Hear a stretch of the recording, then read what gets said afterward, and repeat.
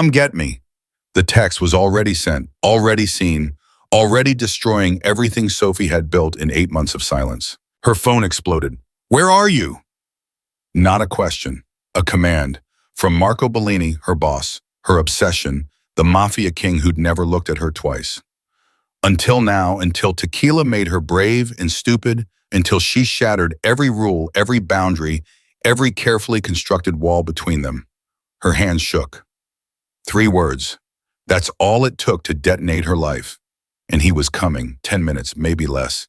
She could see his rage, his confusion, his God, what had she done? The room spun, not from alcohol, from terror, from want, from the knowledge that when he walked through her door, nothing would ever be the same. Hit subscribe and stay until the end, trust me. You need to see where this goes. Comment your city so I know how far Sophie's story reaches. I'm already in the car. Sophie's knees hit the floor. The phone clattered beside her. No. This wasn't happening. This couldn't be happening. Jenna. Her voice cracked, but Jenna was gone. Long gone. Had left 30 minutes ago laughing about liquid courage and finally shooting your shot. Like this was some kind of game. Like Marco Bellini was just some guy. Like Sophie hadn't just texted her mafia boss, the man who dismantled empires before breakfast, to come get her at midnight like she was his to collect. Her phone lit up again. Answer me. Are you in danger? The words blurred through her panic. She grabbed the phone, fingers slipping. No, I'm Mr. Bellini. I made a mistake. Sophie. The way he said her name stopped her heart. Not Mr. Bellini's assistant, not the invisible girl who brought coffee. Sophie. Like he'd been holding it in his mouth for months. I'm 3 minutes away. Unlock your door. You don't have to. The line went dead. 3 minutes. Sophie stumbled to her feet, the red dress, that stupid, tight, completely inappropriate red dress, twisting around her thighs. She lurched to the bathroom, cold water shaking hands, mascara running. Her reflection was a nightmare. Flushed cheeks, wild eyes, the face of a woman who'd just blown up her entire existence over a text message. Okay, she gripped the sink. He comes in, you apologize, you explain the phone auto-corrected, you meant to text someone else, you beg for your job. He leaves you die of humiliation quietly, the end. Except nothing with Marco Bellini ever ended quietly. The buzzer screamed through the apartment. Sophie's heart stopped. Actually stopped. She pressed the intercom with a hand that didn't feel like hers. Mr. Bell, unlock the door, now. She hit the buzzer. 60 seconds. That's all she had. 60 seconds before her boss, her secret obsession, the most dangerous man she'd ever met, walked into her apartment and demanded answers she couldn't give. The knock wasn't gentle. Sophie yanked the door open. Marco Bellini stood there and reality shattered. He wasn't supposed to look like this. Wasn't supposed to have his hair mussed from running his hands through it. His tie loosened his gray eyes, absolutely wild. He looked God. He looked like he'd driven here at 100 miles an hour, like her 3-word text had torn through whatever control he usually wore like armor. Sophie, I'm sorry. The words exploded out. I'm so sorry, it was a mistake. I meant to text someone else. I had too much to drink, and I wasn't thinking, and who? 1 word, deadly quiet. What? Marco stepped inside. Sophie backed up. He kicked the door shut behind him, and suddenly her apartment was too small, the air too thin. Who? He repeated each syllable precise as a blade. Did you mean to text come get me at midnight? Sophie's back hit the wall. It doesn't. It does. He moved closer, not touching, not yet, but close enough that she could smell his cologne, see the pulse hammering in his throat. You've worked for me for 8 months. 8 months of yes, Mr. Bellini, and right away, Mr. Bellini, and looking anywhere but at me. 8 months of treating me like I'm something you have to survive. And then tonight you send me that text and I thought, he stopped, turned away, ran both hands through his hair. Sophie's heart was trying to break through her ribs. Thought what? Nothing. His voice went ice cold. You're right, it was a mistake. I'll go. He was leaving. He was actually leaving, and Sophie's tequila-soaked brain screamed that this was her only chance, that tomorrow she'd wake up and hate herself for staying silent, that she'd already destroyed everything. So what did she have left to lose? It wasn't a mistake. Marco froze, didn't turn around, didn't move. Sophie forced the words out. The text, it wasn't a mistake. I meant to send it to you. I never thought I actually would, but I did. And I can't, her voice cracked. I can't keep pretending anymore. The silence was suffocating. Then Marco turned. The look on his face made her breath stop, raw, hungry, desperate. Say that again. I can't pretend. No. He crossed the space between them in 2 strides. The first part, say it again. I meant to send it to you. His hand came up, cupped her jaw. Do you have any idea what you just said? I know exactly. His mouth crashed into hers. The kiss was violent. 8 months of restraint detonating between them, his hands in her hair, her fingers clawing at his jacket. Sophie's back slammed against the wall, and Marco pressed into her like he was trying to fuse them together, like he couldn't get close enough, would never get close enough. When he pulled back, they were both gasping. This is insane, Sophie breathed. Completely. Marco's forehead dropped to hers. You work for me. I know. I'm not Sophie. I'm not a good man. The things I do, I know what you do. She grabbed his shirt, forced him to look at her. I've known for months. I process your calls, Marco. I see the files. I'm not some naive idiot who thinks you run a legitimate business. I know exactly who you are, and I'm still here. Something shifted in his eyes, something dangerous and possessive. Say my name again. Marco. He kissed her harder this time, slower, like he was memorizing the taste of his name in her mouth. When his hands slid down her sides, found the hem of her dress. Sophie gasped against his lips. Wait. Marco stepped back so fast she almost fell. Fuck, Sophie, I'm sorry. No, don't I just... She was shaking. I want this. I want you. But I'm still drunk enough that tomorrow I might not remember it all, and she looked up at him. I want to remember everything. The raw desire on his face gentled. Okay. Okay. Okay. He took another step back, clearly fighting himself. We slow down. You get some water, some sleep. Tomorrow, when you're sober, we talk. We figure this out. Tomorrow. Tomorrow. He moved to the couch, sat down like his legs wouldn't hold him. Come here. Sophie walked over on shaking legs. Marco pulled her down beside him, not on top of him, not close enough to lose control again, but near enough that she could feel his warmth. We need to establish some things, he said. Like what? Like the fact that if we do this, if we really do this, everything changes. Your job, your safety, your entire life. Because my world isn't safe, Sophie. The people I deal with, they don't play by normal rules. If they find out about you, about us, you become a target. Then we're careful. Careful might not be enough. Sophie turned to face him fully. Are you trying to talk me out of this? I'm trying to make sure you understand what you're agreeing to. His gray eyes burned into hers. Because once we cross this line completely, I won't let you go. I won't be able to. The possessiveness in his voice should have terrified Atornda. Instead, it sent heat flooding through her entire body. I don't want you to let me go. You're drunk. I'm tipsy, she corrected. And I've wanted this for 8 months. The tequila just made me brave enough to finally do something about it. Marco studied her face. Tomorrow, when you wake up sober and realize what you've started, if you still want this, we'll have dinner.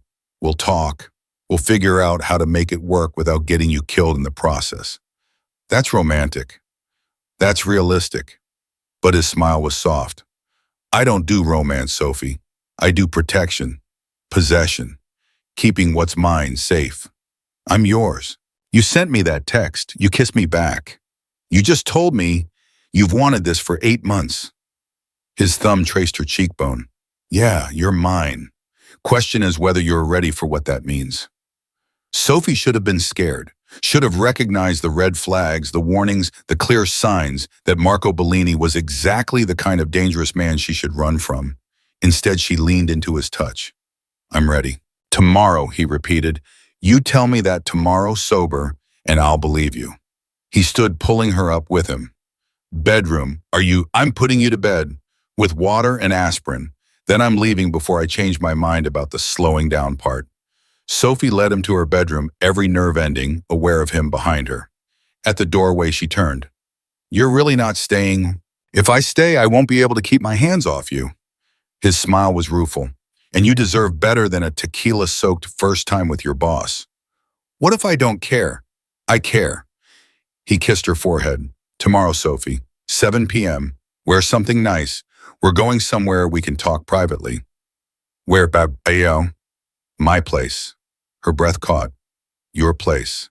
I'm not taking you to a restaurant where my enemies can take photographs. His hand cupped her cheek. If we're doing this, we're doing it smart. That means privacy, security, my territory. Okay? Okay. He looked surprised. I trust you, Marco. Something vulnerable flashed across his face. You shouldn't. But I do. He kissed her again. Soft, brief, devastating. Drink water, take aspirin, text me when you wake up. I will.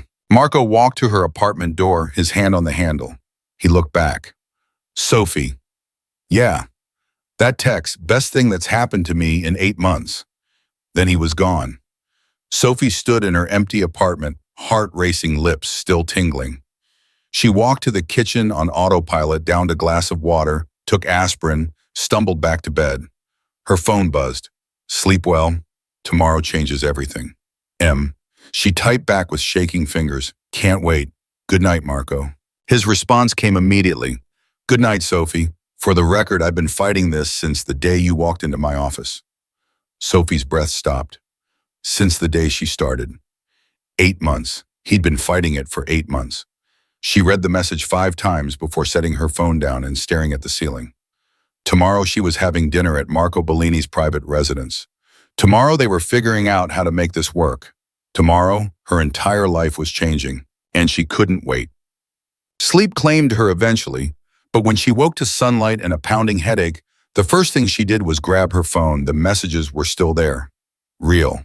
Not a dream. Come get me. I've been fighting this since the day you walked into my office. Sophie fell back against her pillows, a smile breaking across her face despite the hangover. Her phone buzzed with a new message. Morning, aspirin working. Barely, coffee is my religion right now. Good.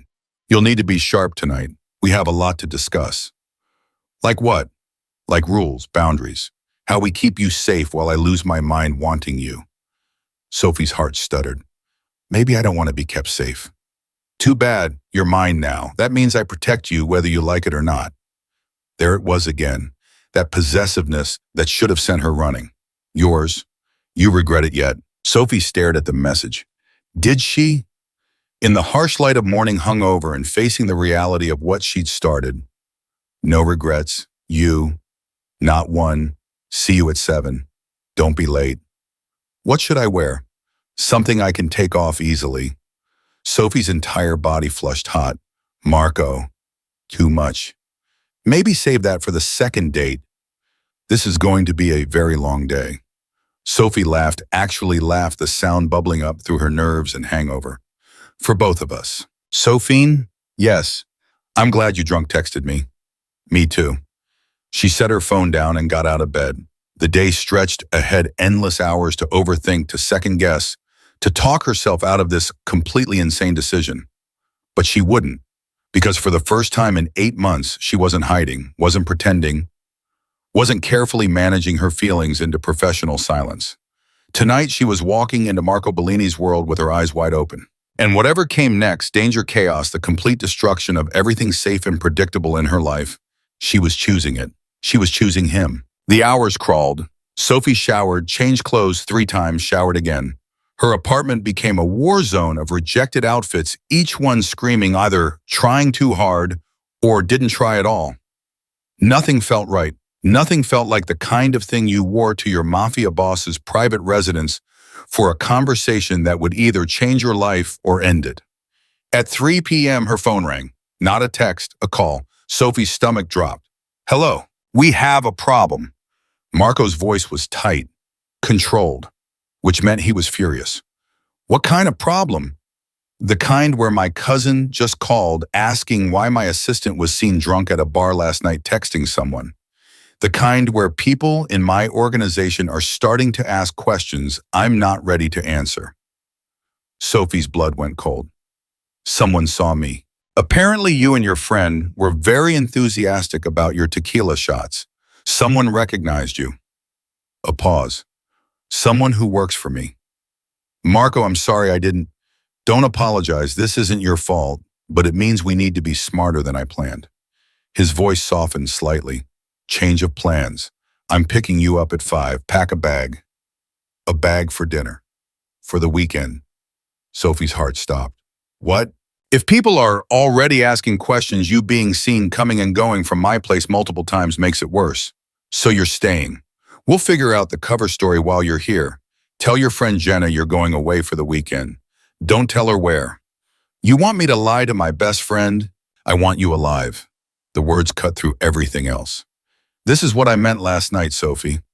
My world doesn't work like normal dating. We can't do dinner and flowers and slow. We have to be strategic, smart, or you become a target before we even figure out what this is.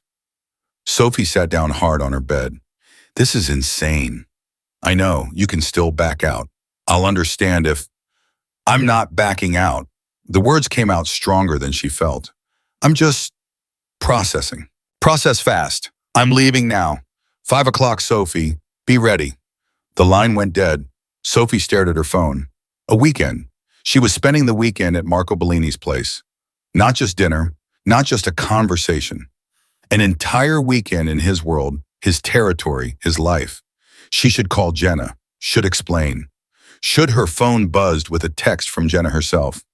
OMG, how did last night end? Did you talk to him? Details? Sophie's fingers hovered over the keyboard. What could she say? How did she explain that she drunk texted her boss he'd shown up, they'd kissed, and now she was packing a bag for a weekend at his place because someone in the Mafia had seen her at a bar? Complicated, going away for the weekend. We'll call you Monday. Going away with who, Sophie Reeves? Don't you dare leave me hanging. I promise I'll explain everything Monday. I'm fine, actually better than fine, just trust me. If you're in danger, blink twice. Despite everything, Sophie laughed. Not in danger, promise. Talk Monday. Love you. She silenced her phone before Jenna could respond and started packing. What did you bring to a Mafia boss's house for the weekend? Sophie threw clothes into a bag without thinking, grabbed toiletries, stared at her lingerie drawer for a full minute before grabbing a few things and immediately feeling ridiculous. At 4:45, her buzzer rang. Sophie froze. He was early. Marco was early and she wasn't ready, and she buzzed him up without thinking. The knock came 30 seconds later. Sophie opened the door and Marco walked in wearing dark jeans and a black Henley instead of his usual suits. He looked different, younger, more dangerous somehow without the professional armor. You're early, Sophie managed. I didn't want to wait. His eyes traveled over her. You're not ready. You said 5. I lied. I've been sitting in my car for 20 minutes trying to convince myself not to come up here early and... He stopped, ran a hand through his hair. Are you packed? Mostly, I just need to do it. Now, we need to leave. Something in his voice made Sophie's stomach drop. What happened? My cousin is asking to meet you. Officially, which means the questions aren't casual anymore. Marco moved to her window, looked out like he was checking for threats. We need to get ahead of this, control the narrative before someone else does. Control it how? Marco turned to face her.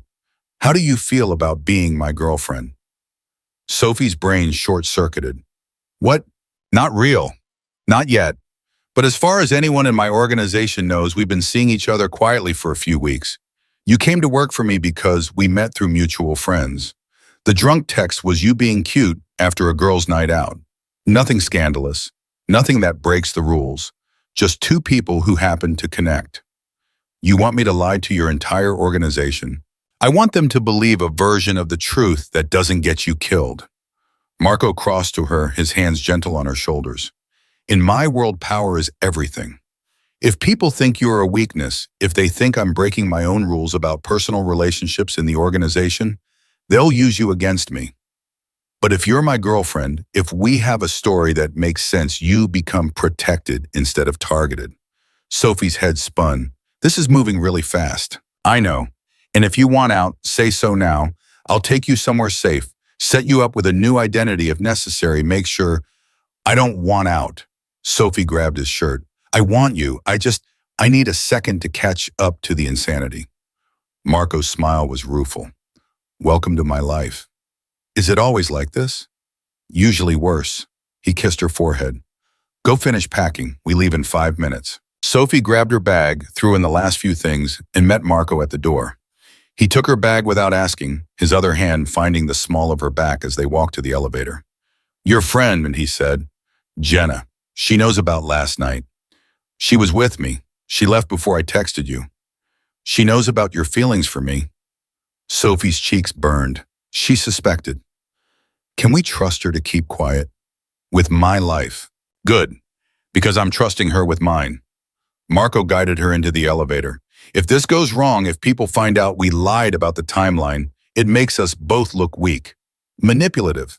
That's dangerous. The elevator descended and Sophie's heart descended with it. This was real. This was actually happening. She was walking into Marco Bellini's world and there was no safety net. The parking garage was dim. Marco's car, a sleek black Mercedes that probably cost more than Sophie made in a year, waited in a corner spot. He opened her door, put her bag in the trunk, and slid into the driver's seat with the smooth confidence of someone who'd done this 1,000 times. Seatbelt, he said. Sophie buckled up. Marco pulled out of the garage and the city blurred past. Tell me about your cousin, Sophie said. Luca. He's my second in command. Smart, loyal, paranoid as hell, which makes him good at his job. Marco's hands tightened on the wheel. He's also protective of me. If he thinks you're using me or playing games, he'll make your life very difficult. So I need to convince him I'm actually your girlfriend. You need to convince him you care about me more than you fear what being with me means. Sophie looked at him. I do. Marco's jaw tightened. You don't know what it means yet. Then show me. They drove in silence for 10 minutes. The city gave way to suburbs, then to estates with gates and security. Marco turned down a private road, punched a code into a keypad, and the gates swung open. The house mansion really rose out of perfectly manicured grounds, like something from a movie. Modern, glass and steel and money. Lots of money. This is where you live, Sophie breathed. This is where I survive. Marco parked in front of the massive entrance. Welcome to the fishbowl, Sophie. Everything you do here, someone's watching. Everything you say, someone's listening. You smile at me, people analyze it. You touch me, they take notes. There's no privacy, no normal, just performance. He got out, came around, opened her door. Sophie stepped out and the weight of the house pressed down on her. I can't do this, she whispered. Marco's hand found hers. Yes, you can. I'm not good at performing. I'm not good at lying. You're mine. He pulled her close. That's not a lie. That's not performance. Everything else is just details. The front door opened. A man stepped out, tall, dark-haired, gray eyes that matched Marco's. The cousin. Had to be. You're early, Luca called out. I wasn't expecting you until 7. Plans changed. Marco's hand stayed on Sophie's back. Luca, this is Sophie. Sophie, my cousin Luca. Luca's eyes traveled over her, assessing, calculating. Sophie felt naked under that gaze. So you're the reason Marco's been distracted for 8 months. Sophie's breath caught. 8 months. He knew. Luca, Marco's voice was a warning. What I'm just saying, what everyone's thinking. Luca smiled, but it didn't reach his eyes. Come inside. We have a lot to discuss. They followed him into the house. Inside was even more impressive, high ceilings, modern furniture art that probably cost more than Sophie's car. But she barely noticed. Her entire focus was on the man leading them through a hallway to a private office. Luca closed the door behind them. Sit. Sophie sat. Marco remained standing, positioning himself between her and his cousin. How long has this been going on? Luca asked. 3 weeks, Marco said smoothly. We met through mutual friends, started talking. Things progressed naturally. Naturally, Luca's tone suggested he didn't believe it for a second. And you just happened to give her a job in your organization. She needed work. I needed a competent assistant. It made sense. It made sense to hire your girlfriend to handle sensitive information. Luca's eyes went to Sophie. What do you know about what Marco does? Sophie's heart pounded. I know he runs a business. I know it's complicated. I know there are parts of his life he can't share with me. And you're okay with that? I'm okay with him. Luca studied her for a long moment. You're either very brave or very stupid. Maybe both, Sophie admitted. That got a real smile. Luca sat back in his chair. Marco, she's better than the last one, I'll give you that. There is no last one, Marco said flatly. The point is, if this is real, we need to control how it looks. People are already talking. Antonio's wife saw Sophie at that bar last night, got a photo of her on her phone drunk and texting. If that photo gets around, it won't, Marco interrupted.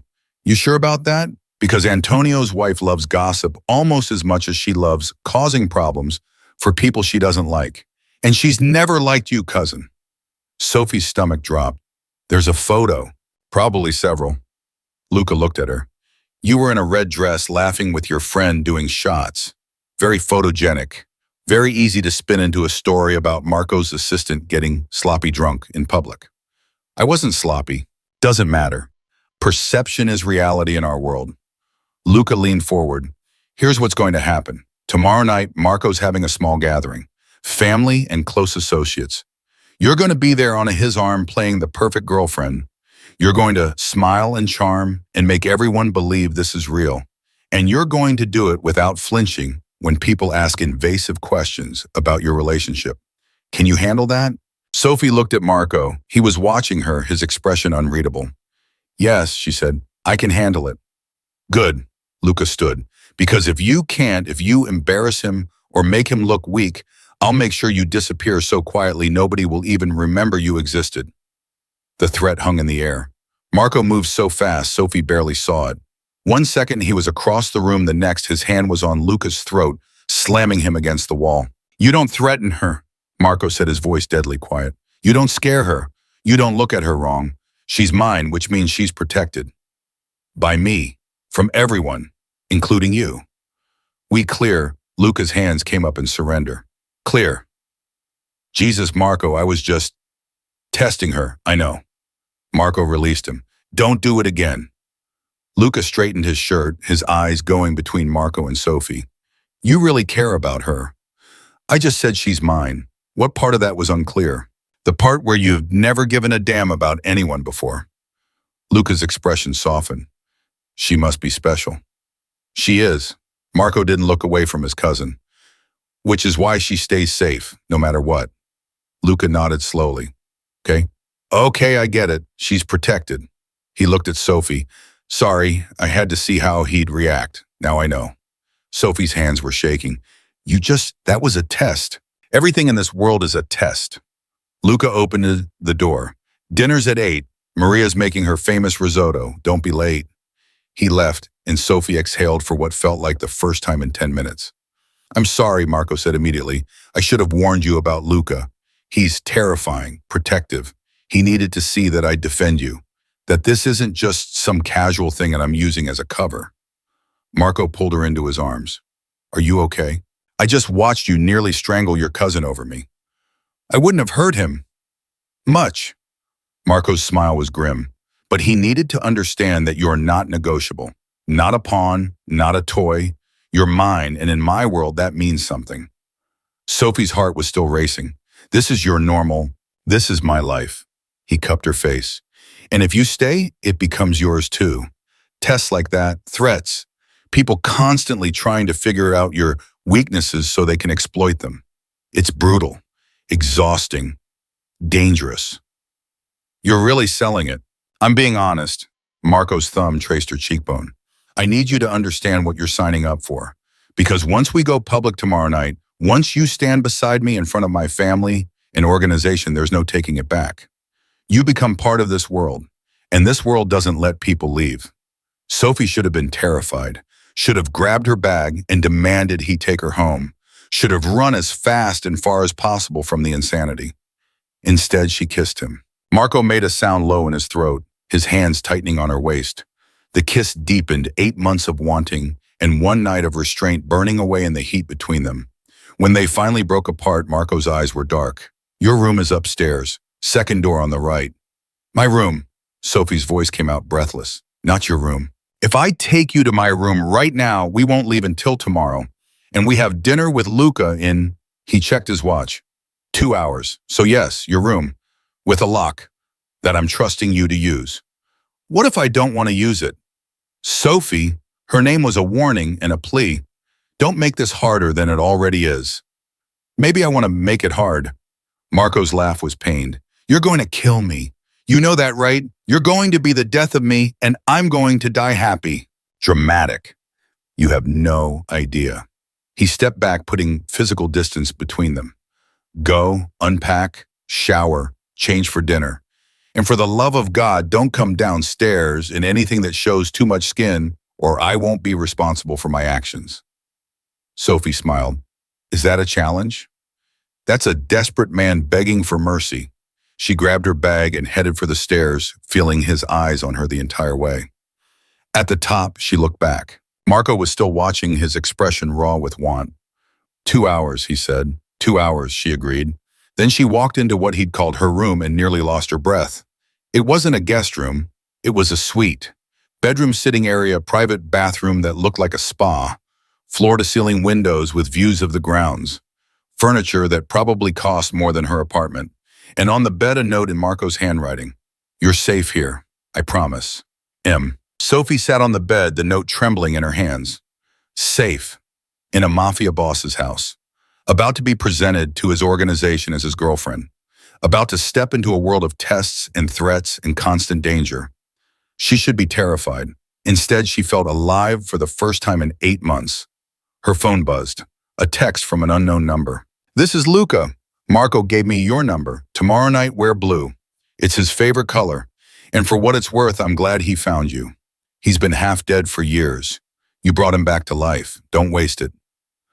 Sophie stared at the message. Then she pulled out her suitcase and started looking for something blue. Tomorrow night, she was walking into the fire. And she was doing it with her eyes wide open. Sophie didn't have anything blue. She tore through her suitcase again, knowing the answer wouldn't change. Black dress, white blouse, gray pants, red dress she'd never wear again. Nothing blue, nothing even close. A knock on the door made her jump. Come in. Marco entered, and the sight of him in jeans and that black Henley still made her breath catch. He'd showered, his hair was damp, and he smelled like expensive soap and something uniquely him. You okay? He asked. Your cousin texted me, said I should wear blue tomorrow night. He's not subtle. Marco moved closer. Don't worry about it. We'll get you something. Get me something, Marco. I can't just... You can, you will. He sat on the bed beside her. In my world, appearances matter. You show up tomorrow night looking uncertain or underdressed, people will think I don't value you, that you're temporary. That makes you vulnerable. Sophie's hands twisted in her lap. I don't know how to do this. Do what? Be someone worth protecting. Someone worth... Her voice cracked. I'm just an assistant, Marco. I file your papers and answer your phones and bring you coffee. I'm not special. I'm not worth starting a war over. Marco's hand caught her chin, forced her to look at him. Stop. Stop what? Stop talking about yourself like you're nothing. His gray eyes burned. You think I'd risk everything. My reputation, my position, my family's trust for someone who was just an assistant. You think I've been fighting this for 8 months because of your filing skills. Then why? Sophie's voice broke. Why me? I'm not beautiful enough, or smart enough, or brave enough for this world. I'm going to mess this up. I'm going to embarrass you, and Luca's going to make me disappear. And Marco kissed her, hard, desperate, like he was trying to pour every answer she needed directly into her soul. When he pulled back, his forehead rested against hers. You want to know why you? Because you're the only person in 8 years who's looked at me and seen a man instead of a monster. Because you make me laugh. Because you call me on my bullshit without flinching. Because every morning for 8 months I've watched you walk into my office with coffee and a smile, and it was the only good thing in my entire day. Sophie couldn't breathe. Marco, I'm not done. His hands cupped her face. You think you're not brave? You drunk texted a Mafia boss. You kissed me back, knowing exactly what I am. You're sitting in my house right now, preparing to face my entire organization, and you haven't run. That's not bravery. That's stupidity. That's courage. He kissed her forehead. And tomorrow night, when you walk in beside me wearing blue and looking like you belong there, everyone will see what I already know. You're not just worth protecting, Sophie. You're worth everything. The words shattered something in her chest. Before she could think, before she could talk herself out of it, Sophie grabbed his shirt and pulled him down on top of her. Marco caught himself on his hands, hovering over her. Sophie, we said, I don't care what we said. She pulled him closer. I need you. Now, please. You don't know what you're asking. Then show me. Marco's control snapped. His mouth found hers, and this time there was no holding back. His hands were everywhere in her hair, on her waist, sliding under her shirt. Sophie arched into him, 8 months of wanting, finally released. Then Marco's phone rang. He froze. No, it rang again. Ignore it, Sophie breathed. I can't. He pulled back, grabbed the phone, his expression going dark. What? A pause, his jaw tightened. When? Another pause. I'll be right there. He hung up, and the look on his face made Sophie's stomach drop. What happened, oh? That photo of you at the bar, Antonio's wife just posted it on social media, with a caption about how my mystery woman was getting sloppy drunk while I was in a business meeting. Marco stood, ran both hands through his hair. It's already got 200 comments. People are asking who you are, what you mean to me, if I'm breaking my own rules about personal relationships in the organization. Sophie felt sick. I'm sorry. Don't apologize. This isn't your fault. But his voice was tight, controlled, which meant he was furious. I need to go do damage control. Luca's already fielding calls. We need to accelerate the timeline. Accelerate how? Marco looked at her, and something shifted in his expression. How do you feel about getting engaged? The room tilted. What? Not for real, not yet, but publicly. He was already moving, thinking, planning. If we announce an engagement tomorrow night, it changes the narrative. You're not some random assistant I'm sleeping with. You're my fiancé, someone I've been serious about for months, someone worth protecting, someone worth... Marco, stop. Sophie stood, her legs shaking. You're talking about fake proposing to me to save face with your organization. I'm talking about protecting you the only way I know how, by lying to everyone, by giving them a story they can accept. Marco crossed back to her. In my world, engagement means commitment, permanence. It means you're under my protection officially. Nobody touches you, nobody threatens you, nobody questions your place in my life. It's the safest option. And what happens when we eventually break up? When this fake engagement ends? Marco's expression went carefully blank. Who said anything about it ending? Sophie's heart stopped. You can't be serious. I've never been more serious about anything in my life. He took her hands. I know this is fast. I know it's insane.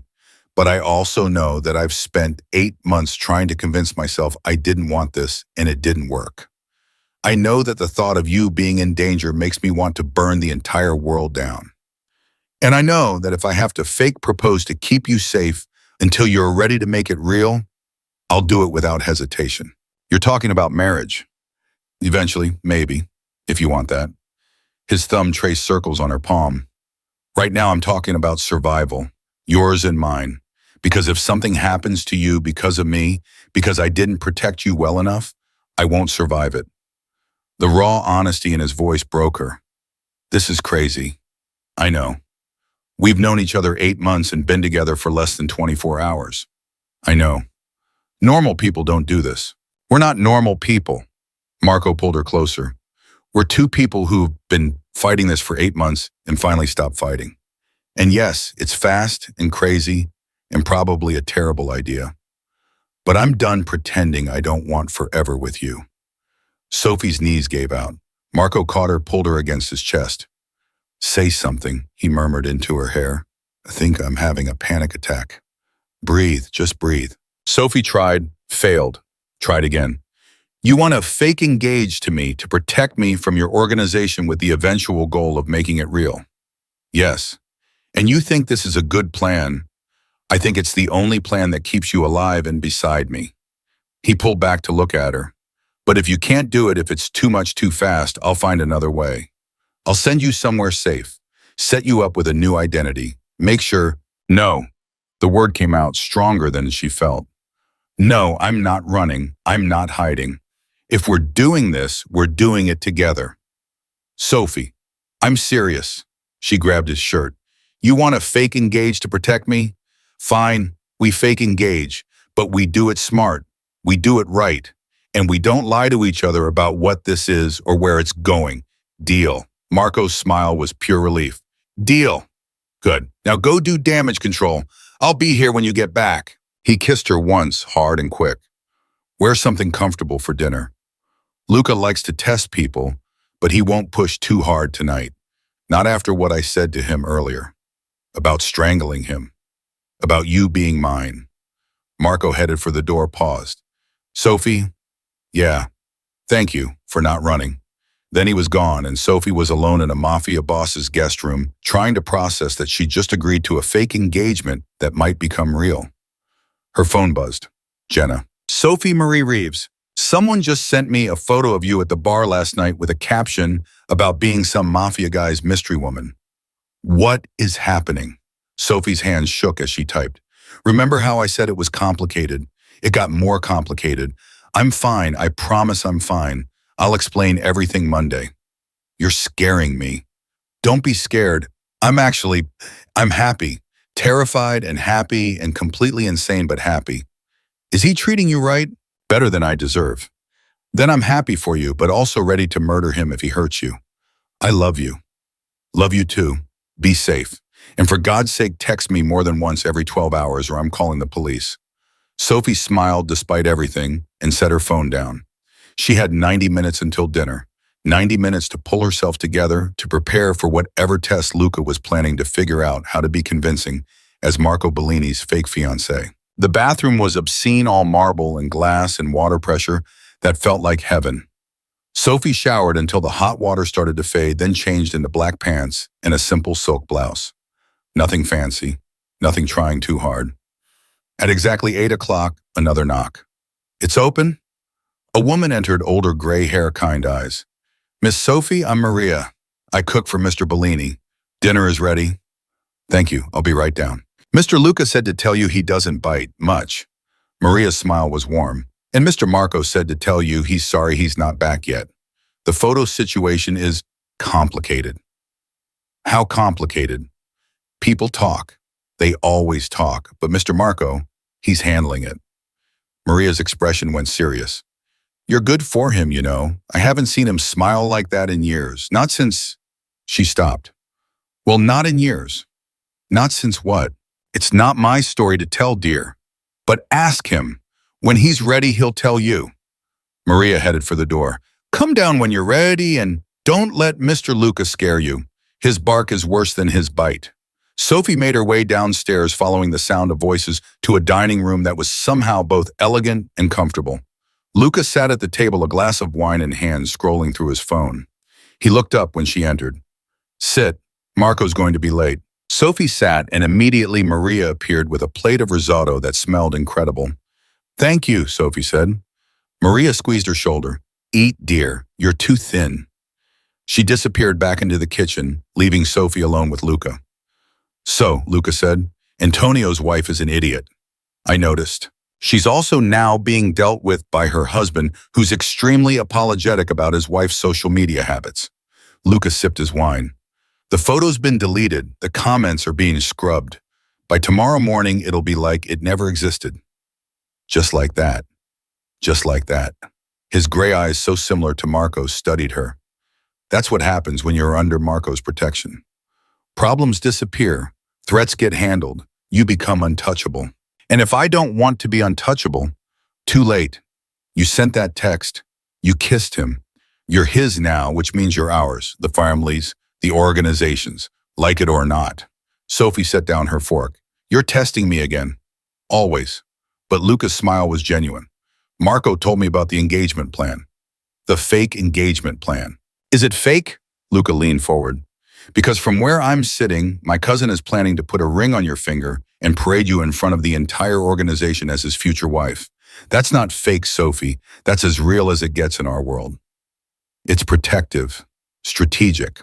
It's a declaration of war against anyone who'd hurt you. Luca's voice went hard.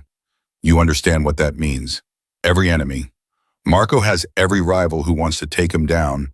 They now have a target, you. And Marco's betting everything that he can protect you from all of them. Sophie's appetite vanished. You're trying to scare me. I'm trying to make sure you understand the stakes. Luca set down his wine. I'm going to tell you something Marco probably won't. 3 years ago, he was engaged, for real, to a woman named Elena. She was beautiful, smart, from a good family. Everyone thought they were perfect together. Sophie's heart started pounding. What happened? She couldn't handle the life, the pressure, the constant danger. 6 months before the wedding, she disappeared. Left a note saying she couldn't do it, couldn't watch him die or live, knowing he killed people, couldn't be part of this world. Luca's jaw tightened. It almost destroyed him. He shut down, became colder, more ruthless, and he swore he'd never let anyone close again. Until me. Until you. Luca nodded. So when I test you, when I push you, when I seem like an asshole, it's because I watched what losing Elena did to him, and I'll be damned if I let him go through that again. Which means you need to be sure, Sophie. Really sure. Because if you can't handle this, you don't just break his heart, you break him completely. The weight of those words pressed down on her. I'm not her. Prove it. How? Stay. When it gets hard, and it will get hard, stay. When you're scared, when you're in over your head, when every instinct screams, run, stay. Can you do that? Sophie met his eyes. Yes. You sound certain. I am certain. Why? Because I spent 8 months watching him from across an office and knowing I'd never have him. Because when he kissed me, it felt like coming home. Because her voice cracked. Because I'm already in love with him, and it's too late to run, even if I wanted to. The silence that followed was deafening. Then Luca smiled, a real smile. Good answer. It's the truth. Even better. He raised his wine glass. Welcome to the family, Sophie. Try not to get killed. The front door slammed. Marco's voice carried from the hallway. Where is she? Dining room, Luca called back, and she just passed the test. Marco appeared in the doorway, and the look on his face made Sophie's breath catch. Exhausted, stressed. But the moment his eyes found her, relief flooded his expression. You okay? He asked. Fine. Luca was just telling me about Elena. Marco's entire body went rigid. His eyes cut to Luca. You told her. She needed to know. That wasn't your story to tell. Someone had to. Luca stood, and for the record, she handled it better than I expected. You picked a good one this time. He left, and Marco moved to Sophie, his hands framing her face. I'm sorry, I should have told you myself. It's okay. It's not okay. You deserve to hear it from me. Marco sat beside her, exhaustion pulling at every line of his body. Elena was what I thought I should want. The right family, the right connections. Everything looked perfect on paper. But it wasn't real. Not like us. Not even close. He pulled her into his lap, buried his face in her neck. The photo situation is handled. Antonio's wife has been appropriately chastised. The post is gone, but the damage is done. People are talking, asking questions. We need to go public tomorrow night or the speculation gets worse. With the engagement. He pulled back to look at her. I have a ring, my grandmother's. It's in the safe upstairs. But if you want something different, something you pick out, your grandmother's ring is perfect. You haven't seen it yet. I don't need to. Sophie touched his face. If it was hers, if it means something to you, it's perfect. Marco's eyes went soft. I don't deserve you. Too bad, you're stuck with me. Promise. Promise. He kissed her, and this time there was no urgency. Just gentleness, gratitude. The promise of forever wrapped in a single moment. When they finally pulled apart, Marco said, Eat. You barely touched your food, and Maria will be offended. They ate together, Marco's hand never leaving her knee. The conversation was light normal. Everything the rest of their lives wasn't. When they finished, Marco led her upstairs to his office. I want to show you something, he said. He opened the safe and pulled out a small velvet box. Inside was a ring, simple platinum band, with a single perfect diamond, elegant and timeless, and exactly what Sophie would have chosen for herself. It was my grandmother's, Marco said quietly. She wore it for 53 years, through wars and poverty and every kind of hell. But she never took it off, said it reminded her why she kept fighting. Marco, I can't. Yes, you can. He took the ring out. Tomorrow night, in front of everyone, I'm going to put this on your finger and tell them you're mine. And yes, it's strategic. Yes, it's protective. But Sophie, he looked up at her. It's also true. Maybe not legally, not yet. But in every way that matters, you're already mine. This just makes it official. Sophie's hands were shaking as he slid the ring onto her finger. It fit perfectly. How did you? I've been planning this for longer than you think. His smile was rueful. I had it resized 2 months ago, just in case I ever got brave enough to actually use it. 2 months. I told you I've been fighting this for 8 months. But I knew 2 months ago that I was going to lose the fight, that you were going to be mine eventually. I just didn't know how or when. Sophie looked at the ring on her finger. Tomorrow night, she'd walk into a room full of dangerous people wearing this ring claiming to be Marco Bellini's fiancé. Tomorrow night, she'd step fully into his world, and she couldn't wait. Where do I sleep tonight? The question hung between them. Marco's eyes darkened. That's up to you. What do you want? I want you in my bed. His voice was rough. But I also want you to be sure. To choose this because you want it, not because you're caught up in the moment or the fear or... Sophie kissed him. Hard. Definitive. When she pulled back, her hands were fisted in his shirt. I choose you. Your bed. Tonight. Stop giving me outs I don't want. Marco's control shattered. He swept her into his arms, carried her out of the office and down the hall to a room she hadn't seen yet. His room. Dark furniture, massive bed, floor-to-ceiling windows overlooking the grounds. He set her down gently, his hands shaking slightly as they framed her face. Last chance to change your mind. Not changing it. Sophie. Marco. She started unbuttoning his shirt. Shut up and kiss me. He did. And this time there was no interruption. No phone calls or tests or strategic planning. Just them. Finally, after 8 months of wanting and 2 days of chaos, they had this moment. When Sophie woke the next morning, sunlight streamed through the windows and Marco's arm was wrapped around her waist. She turned in his embrace, studied his face in sleep. He looked younger, less dangerous, almost peaceful. I can feel you staring, he murmured without opening his eyes. Sorry. Don't be. He pulled her closer. I like it. What time is it? Early. We have a few hours before the chaos starts. His eyes opened gray and warm. How are you feeling? And terrified, excited, still slightly insane for agreeing to this. That's fair. He kissed her forehead. We can still call it off. Tell everyone the engagement is too soon, that we're taking things slow. No, Sophie's hand found his. We're doing this together. Like we agreed. Marco's smile was pure relief. Okay, then we need to prepare you. Prepare me how? Names, faces, family dynamics, who to trust, who to watch out for, who's going to test you and how. He sat up, running a hand through his hair. This isn't going to be easy, Sophie. Some of these people have been in the organization for decades. They're going to resent you, question you, try to find weaknesses. So basically high school, but with more death threats. Marco's laugh was surprised. Exactly like that. They spent the next 2 hours in bed, Marco drilling her on names and relationships. His uncle Tomas, ruthless but fair. His aunt Gianna, sweet on the surface, vicious underneath. Antonio and his gossiping wife. The capos, the soldiers, the associates. Each name came with a warning, a story, a strategy for handling them. And if someone asks how we met, Sophie asked, mutual friends. We keep it vague. The less specific we are, the less they can poke holes in the story. What about the timeline?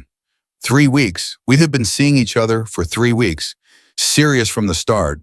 I knew immediately you were different. Marco's hand traced patterns on her arm. All of that is true, by the way. I did know immediately. I just fought it for 8 months first. Sophie's phone buzzed. A text from Luca. Stylist arriving at 2 p.m. She's bringing blue options. Don't argue, Marco's orders. You hired a stylist. I told you appearances matter. Marco kissed her shoulder. And I want you to feel confident tonight. Beautiful. Like you belong at my side. I know you don't need it. I want to give it to you anyway. Let me take care of you, Sophie, please. The raw vulnerability in his voice stopped her protests. Okay, okay, okay. She turned to face him. But I'm keeping the ring. Even if this whole thing goes sideways tonight, I'm keeping the ring. Marco's expression went soft. It's yours, no matter what happens. That ring is yours. They showered together, which took significantly longer than necessary. By the time they made it downstairs for breakfast, it was nearly noon. Maria took one look at them and smiled knowingly. About time you two figured it out, she said, setting down plates of eggs and toast. I've been watching Mr. Marco moon over you for months. I do not moon, Marco protested. You absolutely moon. Luca walked in, grabbed coffee. It's been pathetic. And before you threaten to strangle me again, I'm happy for you, both of you. That almost sounded sincere, Sophie said. I contain multitudes. Luca sat across from them. The guest list for tonight is finalized. 43 people, family and close associates only. Everyone's been warned to be on their best behavior. Warned how? Sophie asked. By me reminding them that insulting Marco's fiancée is the same as insulting Marco, and nobody insults Marco and keeps their teeth. Sophie's appetite died. That's reassuring. It should be. Luca's expression went serious. You're under our protection now, Sophie. That means something in our world. People know the rules. They'll test you, sure, but they won't cross certain lines. Not unless they want to start a war. What kind of test? Questions about your family, your background, your intentions. Some of the older women might get catty about your age or your looks or whether you're good enough for Marco. Luca shrugged. Standard mean girl bullshit, just with higher stakes. And if I fail the tests, you won't, Marco said firmly. But if I do, then I handle it. His hand covered hers. You don't fight these battles alone, Sophie. That's what having me means. I handle the fallout, always. At 2 o'clock exactly, the doorbell rang. Maria ushered in a woman who looked like she'd stepped out of a fashion magazine, tall, elegant, carrying garment bags. Mr. Bellini, she said warmly, and you must be Sophie. I'm Isabel. I'm here to make you look stunning tonight. She already looks stunning, Marco said. Then I'll make her unforgettable. Isabel's smile was genuine. Come, dear, let's see what we're working with. Sophie followed her upstairs, Marco's hand squeezing hers once before letting go. In the guest room, her room apparently, even though she'd spent the night in Marco's bed, Isabel laid out 5 dresses. All blue, all gorgeous. Mr. Bellini was very specific, Isabel said. Blue. Elegant, but not stuffy. Something that says, I belong here without trying too hard.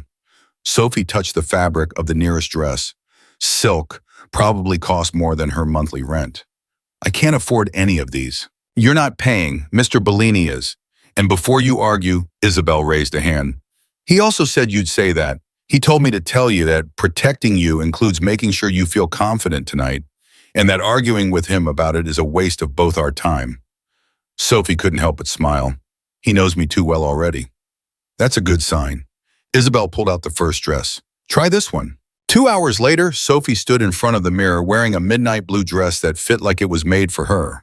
Simple, elegant, the kind of dress that whispered money and confidence without screaming it. Perfect, Isabel declared. You look like you were born to stand next to him. A knock on the door. Can I come in? Marco's voice. Yes, Sophie called. He opened the door and the expression on his face made her breath catch. Hunger, pride, possession, all wrapped into one devastating look. You're beautiful. It's the dress. It's you. He crossed to her, his hands gentle on her waist. The dress is just wrapping paper. Isabel cleared her throat. I'll just go. Hair and makeup at 6, Sophie. Don't be late. She left and Marco pulled Sophie closer. How are you feeling? Like I'm about to walk into a lion's den wearing a steak suit. Accurate. His smile was grim. But I'll be right beside you every second. And if anyone makes you uncomfortable, you tell me immediately. What will you do? Whatever I have to. He kissed her softly. You're mine, Sophie. That means I protect you from everything, including my own family. At 7:30, Sophie descended the stairs on Marco's arm wearing the blue dress and his grandmother's ring. Her hair was swept up, makeup subtle but perfect, and she felt like an imposter playing dress-up. "Breathe," Marco murmured. "You're doing great." The first guests had already arrived. Sophie could hear voices in the main living area, laughter, conversation, the clink of glasses. Normal party sounds that felt anything but normal. Marco's hand tightened on hers. "Ready?" "No, but let's do it anyway." They walked into the room together and conversation stopped. Every eye turned to them, assessing, judging, calculating. Sophie forced herself to smile, to stand tall, to look like she belonged at Marco Bellini's side. "Everyone," Marco said, his voice carrying authority, "I'd like you to meet Sophie, my fiancée." The silence that followed was deafening. Then Luca started clapping and slowly others joined in. But Sophie could see the skepticism in their faces, the doubt, the questions. A woman approached, older, elegant, gray hair swept up. Marco's Aunt Jana. "So this is the mystery woman." Jana's smile didn't reach her eyes. "How lovely. Tell me, dear, how did you and Marco meet?" "Through mutual friends," Sophie said, the lie smooth on her tongue. "We started talking, and things progressed naturally." "Naturally." Gianna's eyes flicked to the ring. "And how long have you been seeing each other?" 3 weeks. 3 weeks and already engaged. How impulsive." Gianna's tone suggested it was anything but a compliment. "You must be very special to have captured my nephew's attention so quickly." "I like to think so." "I'm sure you do." Gianna's gaze turned calculating. "Tell me, what do you know about our family business?" Sophie felt Marco tense beside her. "I know it's complicated. I know it's not something Marco discusses casually. And I know it's none of my business unless he chooses to make it my business." Diplomatic, Gianna sipped her wine. "But naive if you think you can marry into this family without getting your hands dirty." "I never said I was naive." Sophie met her eyes. "I said I was respectful of boundaries. There's a difference." Something shifted in Gianna's expression. Respect, maybe, or at least acknowledgement that Sophie wasn't going to be easily intimidated. "Well, at least you have some spine." Gianna turned to Marco. "She's better than Elena already." She walked away, and Sophie exhaled shakily. "You did great," Marco whispered. "I feel like I'm going to throw up." "Don't. We're just getting started." The next hour was a blur of introductions, each one a test. Uncle Tomas grilled her about her family. Sophie kept it vague, said they weren't close. Antonio's wife made pointed comments about her age. Sophie smiled and said she preferred to think of herself as refreshingly young. The capos asked about her job. Sophie said she worked for Marco, which was true, and that she was good at what she did. Each question felt like a trap. Each answer felt like walking a tightrope. Then a man Sophie hadn't met approached. Older, sharp eyes, expensive suit. He radiated danger in a way that made even Marco seem safe by comparison. "Dante," Marco said, his voice tight. "I didn't know you were coming." "Luca invited me, said it would be rude to miss your engagement announcement." Dante's eyes swept over Sophie. "So this is the girl who finally tamed Marco Bellini." "I didn't tame anyone," Sophie said. "No." Dante smiled, but it was predatory. "Then what would you call it?" "Love." The word hung in the air. Sophie hadn't planned to say it, hadn't thought about it, but there it was, true and terrifying and completely exposed. Dante's eyebrows rose. "Love, how quaint." "Is it?" Sophie found her courage. "Because from where I'm standing, love is the only thing that makes any of this make sense. The only reason to stand here in a room full of people who'd rather see me gone. The only reason to wear this ring and accept everything that comes with it." "And what comes with it?" "Him." She looked at Marco. Everything about him, good and bad, dangerous and safe, all of it. Dante studied her for a long moment. Then he laughed, a genuine sound that seemed to surprise even him.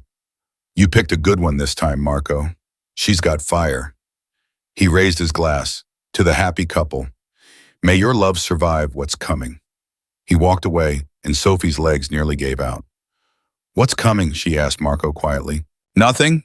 Dante likes to be dramatic. But Marco's jaw was tight. "Come on, let's get some air." He led her outside to a terrace away from the party. Sophie gulped fresh air, her hands shaking. "I said love.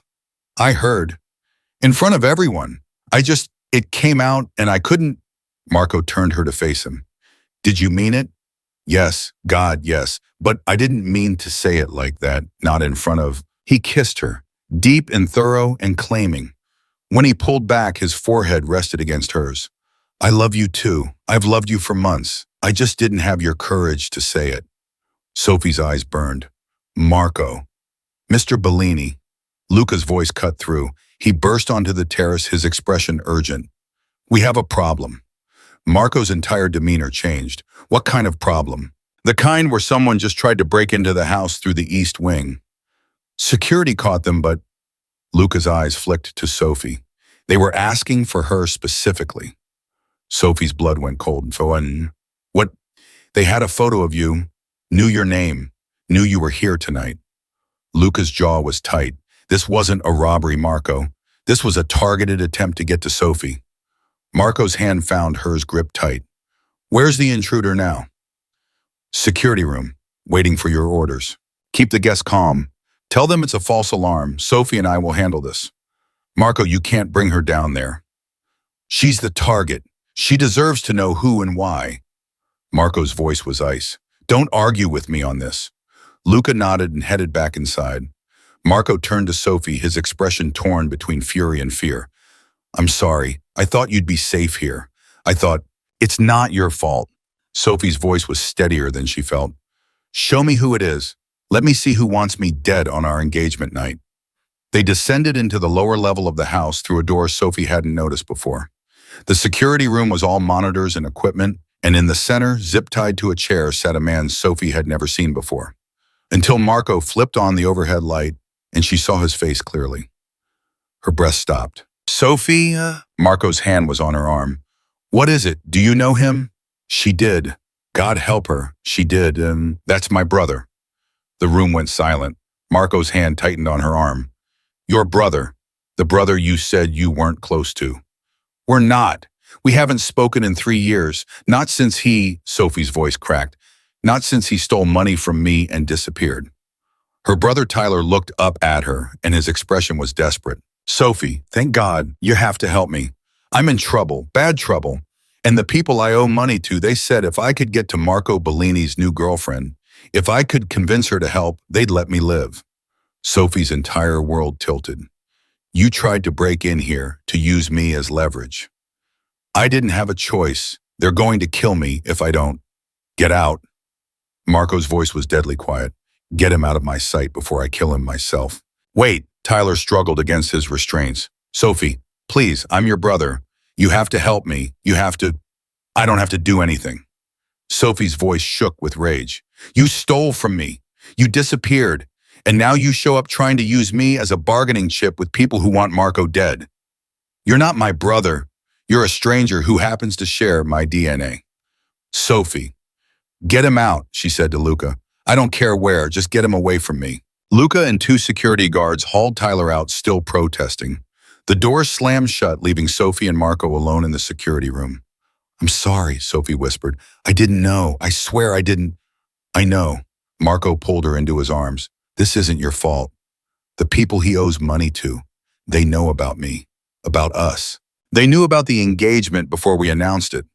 Marco's jaw was tight, which means someone in this house tonight tipped them off. Someone we trust is selling information. Sophie's blood ran cold. A traitor. A traitor. Marco's eyes went hard. And I'm going to find out who. He pulled out his phone, texted rapidly. Within seconds, Luca appeared in the doorway. Lock it down, Marco ordered. Nobody leaves until we find out who leaked the engagement information. You're sure? Tyler said Marco Bellini's new girlfriend. Not fiancé, not Sophie Reeves. Girlfriend. The only people who knew about Sophie before tonight were family and close associates. Someone talked. Luca's expression went cold. I'll handle it. He left and Marco turned to Sophie. I need you to go back upstairs. Act normal. Smile. Pretend nothing's wrong. Marco, please, Sophie, I need you safe while I handle this. Can you do that for me? She wanted to argue, wanted to stay beside him, but the look in his eyes, desperate and protective and barely holding it together, stopped her. Okay, I'll go back up. Thank you. He kissed her hard. This isn't over. Not by a long shot. But right now I need you safe more than I need you brave. Sophie went back upstairs, her heart pounding. The party continued oblivious. She smiled, made small talk, accepted congratulations on her engagement, all while knowing that somewhere in this house someone had betrayed them. 45 minutes later, Marco reappeared. His expression was carefully blank, but Sophie could see the fury simmering beneath. He found Gianna in the crowd speaking to a group of older women, pulled her aside. "We need to talk, now." Gianna's face went pale. "Marco, I can explain. You sold information about Sophie to the Rossi family. Don't bother denying it. We have the proof." The room went silent. Every eye turned to Gianna. "I didn't." She stopped, straightened. "She's not one of us. She's an outsider, a liability. I was protecting you by putting her in danger." Marco's voice was soft, deadly. "By telling our enemies about her before I could properly protect her. I was trying to show you she's not strong enough for this life, that she'll get out." Marco's voice cut through. "You have 5 minutes to leave my house. If you ever come near Sophie again, if you ever speak her name, I will forget we're family. Am I clear?" Gianna's face crumbled, but she nodded and left dignity barely intact. The party dissolved after that. People made excuses, left quickly. Within an hour, only Luca, Marco, and Sophie remained. "Well," Luca said into the silence, "that was a hell of an engagement party." Sophie started laughing, couldn't stop. Borderline hysterical laughter that Marco tried to soothe by pulling her into his arms. "I'm sorry," she gasped. My brother tried to kidnap me, your aunt betrayed us, and we're standing in the wreckage of our engagement party. This is insane." "Completely insane," Marco agreed, but he was smiling. "Welcome to the family, Sophie. It only gets crazier from here." "I can't wait," she said. And despite everything, despite the danger and the betrayal and the absolute chaos, she meant it. Luca left an hour later after sweeping the house for additional security threats and posting extra guards. Sophie and Marco stood alone in the wreckage of the engagement party, abandoned wine glasses, half-eaten appetizers. The ghost of celebration turned catastrophe. "I should call my parents," Sophie said quietly. "What?" "If Tyler's in trouble with the Rossi family, if they know about me, they might go after my parents. My mom. She doesn't deserve to be dragged into this because my brother's an idiot." Marco's expression softened. "Where do they live?" "Oregon, small town. My mom works at a library. She hasn't talked to Tyler in longer than I have, but that won't matter to people looking for leverage.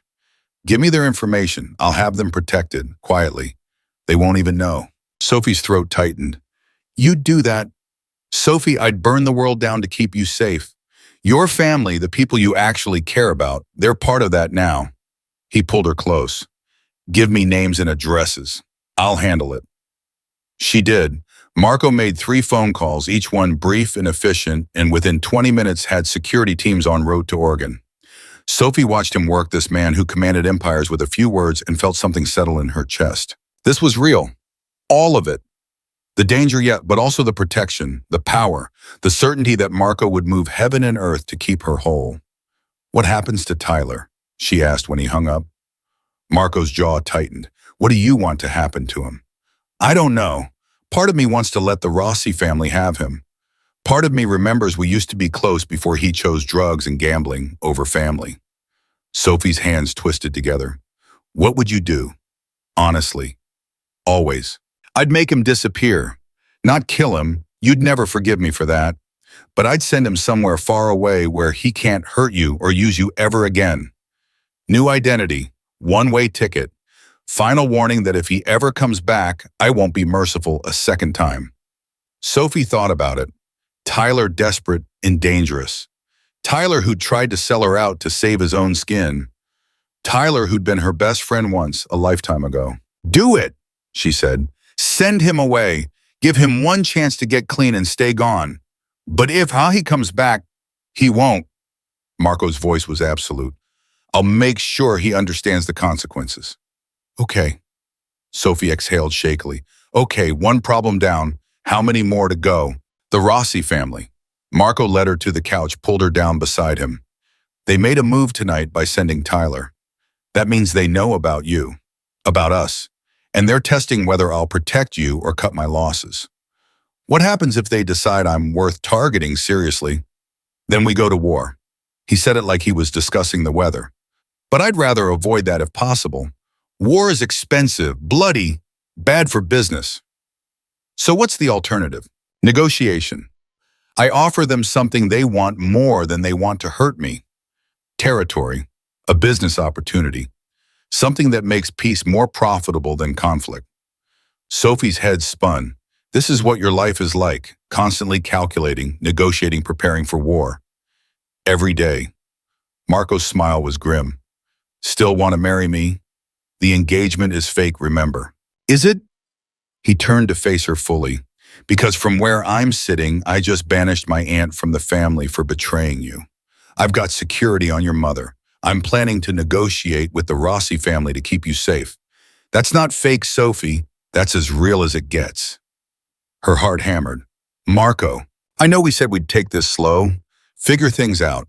Keep the engagement strategic until we were sure. His hand found hers thumb, tracing over his grandmother's ring.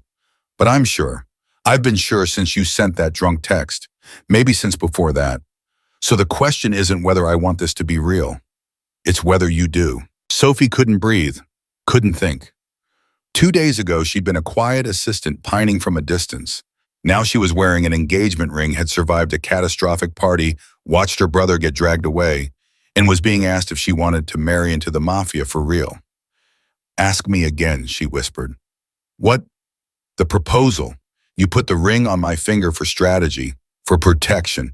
Ask me again, for real this time. Marco's eyes went soft. He slid off the couch, went to one knee in front of her, still holding her hand. Sophie Reeves, you drove me crazy for 8 months. You made me question everything I thought I wanted. You drunk texted me at midnight and destroyed every carefully constructed wall I'd built around my heart. His voice cracked so into him. You're brave and honest and completely insane for wanting this life. But if you'll have me, if you'll take all the danger and chaos and absolute insanity that comes with being mine, I promise I'll spend every day of the rest of our lives making sure you never regret it. Will you marry me for real this time? Sophie's eyes burned. Yes. Yes. Yes. Real, permanent, all of it. Yes. Marco stood, pulled her into his arms, kissed her like she was oxygen, and he'd been drowning. When they finally broke apart, he was smiling genuinely, completely, the kind of smile that transformed his entire face. We're getting married. We're already engaged. No, I mean soon. Not fake. Not eventually. Soon. His hands framed her face. I'm not waiting months to make this official. I'm not giving anyone time to change your mind or take you from me. We're getting married, Sophie, as soon as possible. Marco, that's insane. Everything about us is insane, but it works. We work. He kissed her again. Say yes. I already said yes. Say it again. Yes, God, yes, we'll get married soon, you crazy man. Marco's phone buzzed. He glanced at it and his expression went dark. What? Dante wants to meet. Tomorrow, just me. Marco's jaw tightened. He says it's about the Rossi situation. Can you trust him? Dante doesn't pick sides. He's neutral territory. If he's reaching out, it means he has information worth hearing. Marco typed a response. I'll meet him, but you stay here, with Luca, where it's safe. I'm coming with you. Sophie, you said I'm yours. That means I stand beside you. Not behind you, not hidden away for safety. Beside you. She grabbed his shirt. If this meeting is about me, about the threat to me, I deserve to be there. Marco looked torn. It's dangerous. Everything about this life is dangerous. I'm not fragile, Marco. Stop treating me like I'll break. He studied her face for a long moment, then nodded slowly. Okay, but you do exactly what I say. When I say run, you run. When I say hide, you hide. No arguments. Deal.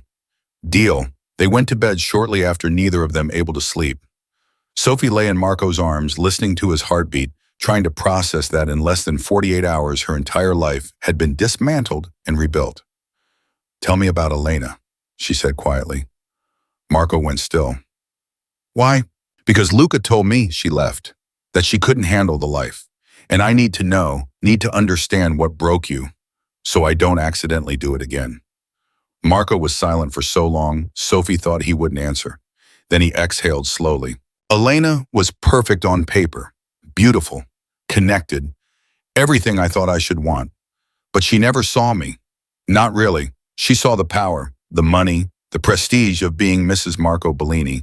And when she realized that came with actual danger, actual blood, actual consequences, she ran. What hurt more, that she left or why she left? That she never really knew me in the first place. Marco's arm tightened around her. I thought I loved her, but looking back, I think I just loved the idea of someone loving me despite what I am. When she left, it proved I was right all along. Nobody could love the real me, the killer, the criminal, the monster. Sophie turned in his arms, forced him to look at her. I know what you are. I know what you do. I've seen you threaten your cousin, banish your aunt, send my brother away like he was nothing. I know you're dangerous, and I love you anyway. Not despite it, not ignoring it. I love you, all of you, exactly as you are. Marco's eyes went glassy. How? Because you're also the man who resized your grandmother's ring 2 months ago, hoping you'd be brave enough to use it someday. Because you posted guards on my mother without hesitation. Because you go to one knee and promise to spend your life making sure I never regret choosing you. She kissed him softly. You're not a monster, Marco. You're a man doing what he has to in an impossible situation. And I'm not going anywhere. Promise, I promise, Abraham. He kissed her, then slow and deep and desperate. And when they made love that night, it felt like a vow. Permanent, unbreakable, real. The next morning, they drove to meet Dante at a neutral location, a private restaurant that catered to people who needed discretion.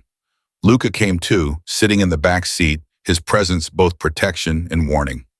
Remember, Marco said to Sophie as they parked, let me do the talking. If things go wrong, Luca gets you out. No arguments. No arguments, she agreed. Dante was already there, sitting at a corner table with a glass of wine. He stood when they approached, his eyes going to Sophie with interest. You brought her. Brave.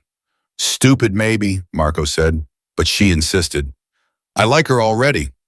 Dante gestured for them to sit. Wine? Information, Marco countered. You said this was about the Rossi situation. Straight to business. Fine. Dante leaned back. The Rossi family is planning to hit you. Hard. They see Sophie as the perfect weakness. Young, inexperienced, easy to grab and use as leverage. Sophie's blood went cold. Marco's hand found hers under the table. When? Soon. Maybe days. They're waiting for you to let your guard down.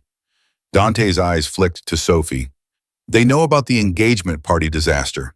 Know your aunt leaked information. They think you're distracted. Weak. Perfect time to strike. What do they want? Your territory in the port district, your shipping operations. They want you to hand it over and walk away, or they take Sophie and make you watch while they destroy her piece by piece until you give them what they want anyway. Sophie's stomach turned. Marco's grip on her hand turned painful. Over my dead body. That's also an option they're considering. Dante sipped his wine. Which is why I'm here.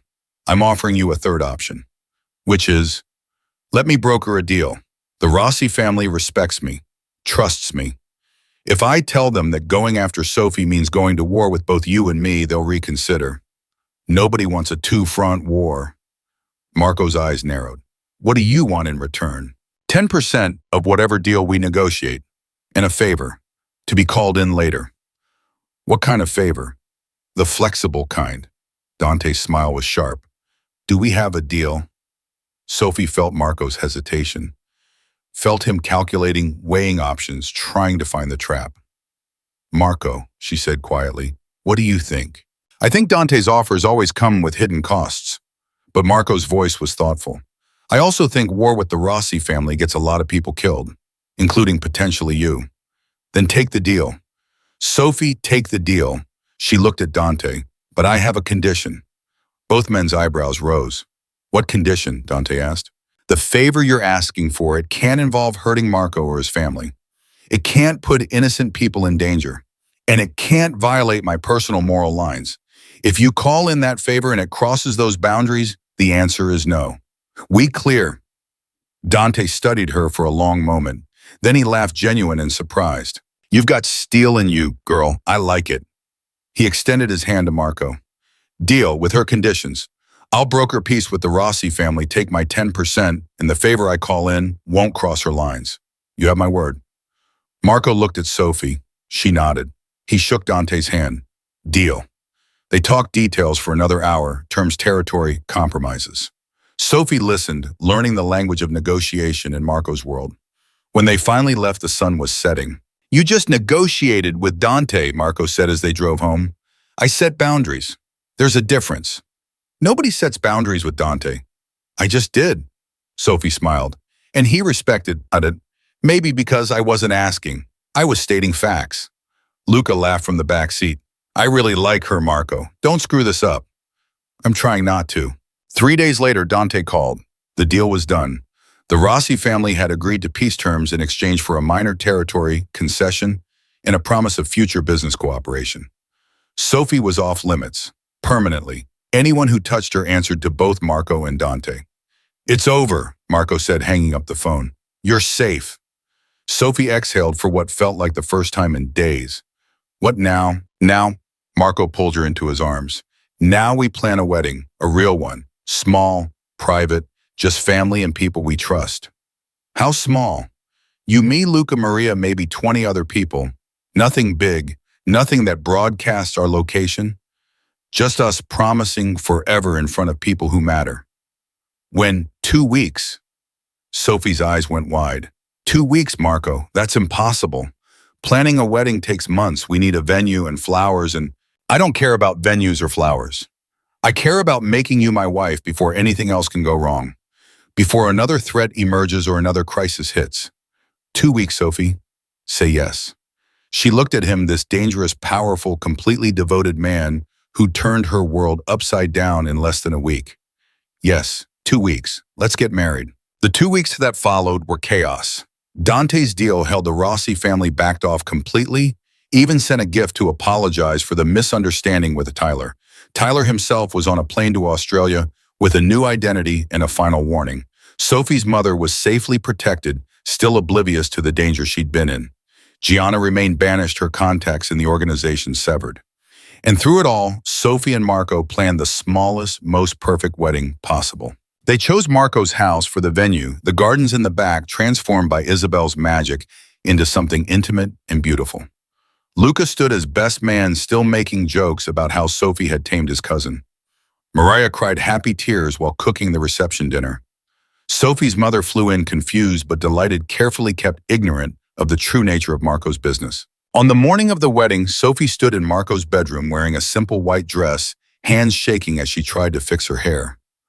A knock. Can I come in? It's bad luck to see me before the wedding. We've already had all the bad luck we're going to get. Marco entered, devastatingly handsome in a dark suit. I needed to see you, to make sure this is real, that you're real. I'm real. Sophie turned to face him. Are you having second thoughts? Never. He crossed to her hands, gentle on her waist. I'm having first thoughts. Only thoughts. You're the only thing I'm sure about in my entire life, Sophie. The only good thing I've ever done right. You've done lots of things right. Name one. You loved me when I was too scared to love myself. You protected me when I didn't know I needed protecting. You gave me a place in your world, in your heart, in your life. That's not nothing, Marco. That's everything. His kiss was soft, reverent, the kind of kiss that promised forever. I love you, he whispered against her lips. I'm going to spend the rest of my life loving you. Is that okay? More than okay, it's perfect. The ceremony was brief. 20 people standing in the garden while a judge carefully vetted by Luca pronounced them husband and wife. When Marco kissed her, Sophie tasted salt and realized he was crying. I've got you, she whispered. Forever. You're stuck with me now. Best thing that ever happened to me. The reception was laughter and wine and Maria's incredible food. Sophie's mother pulled her aside at one point and eyes shining. I don't know what your husband does for a living, and I don't think I want to know, but Sophie, he looks at you like you hung the moon. Don't let that go. I won't, Mom, I promise. As the sun set and guests began to leave, Marco pulled Sophie away from the party, led her inside to the bedroom they'd shared for 2 weeks, would share for the rest of their lives. Mrs. Bellini, he said, testing the name. I think I'll keep Reeves at work, less confusing. At work, Marco's smile was knowing. You're really going to keep being my assistant. Someone has to keep you organized. Sophie wrapped her arms around his neck. Besides, I like being the only person who gets to boss around Marco Bellini. You're the only person I'd let boss me around. I know, it's my favorite thing about you. He kissed her deep and claiming, and Sophie sank into it, into him, into the absolute certainty that this dangerous and chaotic and completely insane was exactly where she belonged. Later, lying in his arms, Sophie thought about the journey. From quiet assistant to mafia wife in less than 2 weeks. From hiding her feelings to declaring them in front of his entire organization. From safe and lonely to dangerous and completely perfectly loved. No regrets, Marco asked softly. Not one. Not even the part where your brother tried to kidnap you. Especially not that part. It made you go all protective and scary.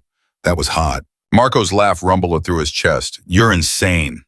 You married me anyway. Best decision I ever made. Sophie smiled against his skin. Outside, she could hear Luca saying goodbye to the last guests. Maria cleaning up in the kitchen.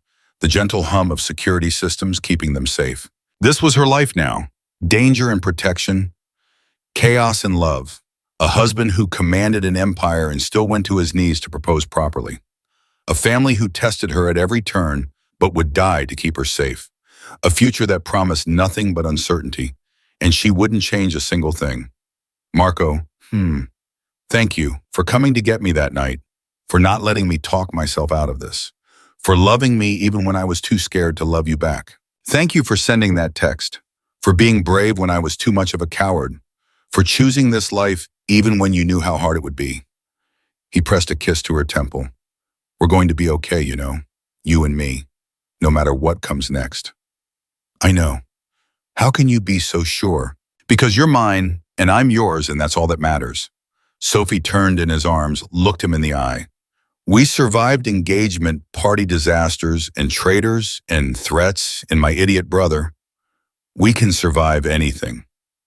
Together. Always together. Marco kissed her again, slow and sweet and full of promises. And as Sophie melted into him, into this life they'd built, from drunk texts and desperate kisses and impossible choices, she knew one thing with absolute certainty. She'd do it all again, every terrifying, beautiful, chaotic moment, for the chance to be his and for him to be hers for the rest of their lives.